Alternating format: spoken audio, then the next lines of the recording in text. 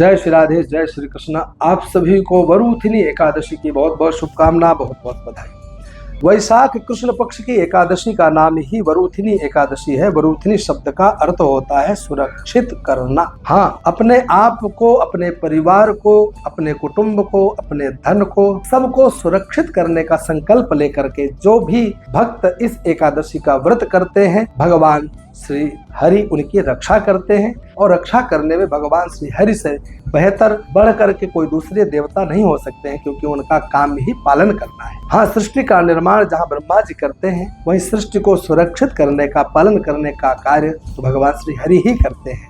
और उस संपूर्ण सृष्टि को अंतर्हित करने का कार्य हमारे भोले भंडारी करते हैं। बात करते हैं वरुथिनी एकादशी। यह वरुथिनी एकादशी अपने आप में बहुत महत्वपूर्ण है, क्योंकि भगवान श्री कृष्ण ने महाराज युधिष्ठिर को भविष्य पुराणांतर्गत एक दिव्य चरित्र सुनाया था, महात्म्य बताया था। महाराजा मानधाता को इसी एकादशी के दिव्य प्रभाव से ज्ञान की प्राप्ति हुई थी। महाराज इक्ष्वाकु और धुंधुमार को जो श्राप लगा हुआ था, भगवान शिव का श्राप लगा हुआ था, इसी एकादशी के व्रत के प्रभाव से उनके श्राप से भी उन्हें मुक्ति मिली थी।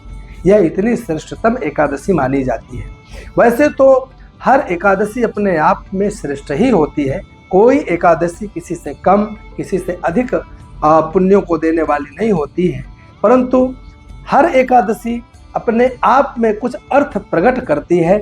उस अर्थ के अनुसार ही हम उसका लाभ भी लिया करते हैं और उसका लाभ लेना भी चाहिए। हर सनातनी को, हर हिंदू को एकादशी का व्रत हमेशा करना चाहिए। ये चर्चा तो मैंने आप सब लोगों से हमेशा ही निवेदित किया है कि एकादशी का व्रत तो किसी को नहीं छोड़ना चाहिए। स्वास्थ्य की दृष्टि से भी, अध्यात्म की दृष्टि से भी, दोनों लाभ हमारे जीवन में यदि प्राप्त करना हो तो उन सभी भक्तों को एकादशी का व्रत अवश्य करना चाहिए।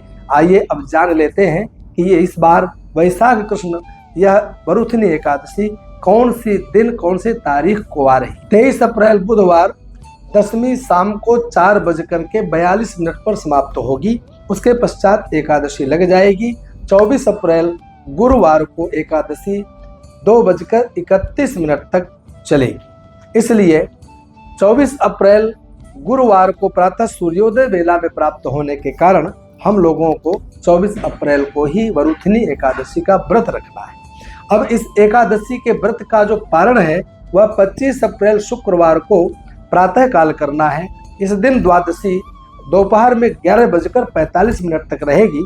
इसलिए बुधवार 23 अप्रैल शाम 4:43 पर दशमी तिथि समाप्त होगी। उसके पश्चात एकादशी तिथि लग जाएगी, जो कि 24 अप्रैल गुरुवार को दोपहर 2:32 तक एकादशी चलेगी। 24 अप्रैल गुरुवार को प्रातः सूर्योदय वेला में हमें एकादशी प्राप्त हो रही है और उसके पश्चात दोपहर बाद द्वादशी भी लग रही है। तो हमें गुरुवार 24 अप्रैल को ही वरुथिनी एकादशी का व्रत रखना है। अगले दिन 25 अप्रैल को प्रातः काल पारण कर लेना है, क्योंकि द्वादशी 25 अप्रैल शुक्रवार को दोपहर 11:45 तक रहेगी। यानी सूर्योदय बेला में 7:15 से लेकर के 9:21 के भीतर हमें पारण कर लेना है। जिस प्रकार से मैंने आपको एकादशी का व्रत और उसकी विधि और उसके पूजन की विधि बताई है, वैसा ही इस एकादशी में भी करना है। ब्रह्म मुहूर्त में एकादशी के दिन जगे, स्नान आदि करें, आसन बिछा करके भगवान लड्डू गोपाल, शालग्राम, लक्ष्मी नारायण भगवान इत्यादि जिनको आप नित्य पूजन करते हैं उनको स्नान आदि से अलंकृत करें, स्नान कराएं, चंदन लगाएं, अलंकार धारण करवाएं और उसके पश्चात आप तुलसी पत्रों से अर्चन करें, भगवान का भोग लगाकर प्रसाद ग्रहण करें। संकल्प लें कि मेरा यह व्रत निर्विघ्न संपन्न हो। 24 अप्रैल को आप लोग गुरुवार को एकादशी का व्रत करें और अगले दिन प्रातःकाल 25 अप्रैल शुक्रवार को प्रातः 7:15 से लेकर के 9:21 के बीच में आप लोग पारण का कार्य करें।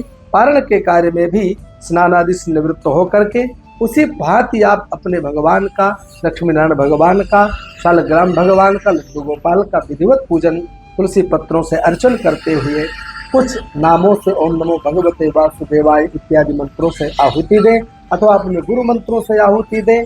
अगर संभव हो तो ब्राह्मण को प्रथम भोजन कराएं, संभव नहीं हो तो गौ माता को भोजन कराएं उसके पश्चात स्वयं भोजन प्रसाद ग्रहण करें और इस प्रकार से वरूथिनी एकादशी का आप लोग व्रत करें। आप सभी को बारंबार वरूथिनी एकादशी की बहुत बहुत शुभकामना, बहुत बहुत बधाई।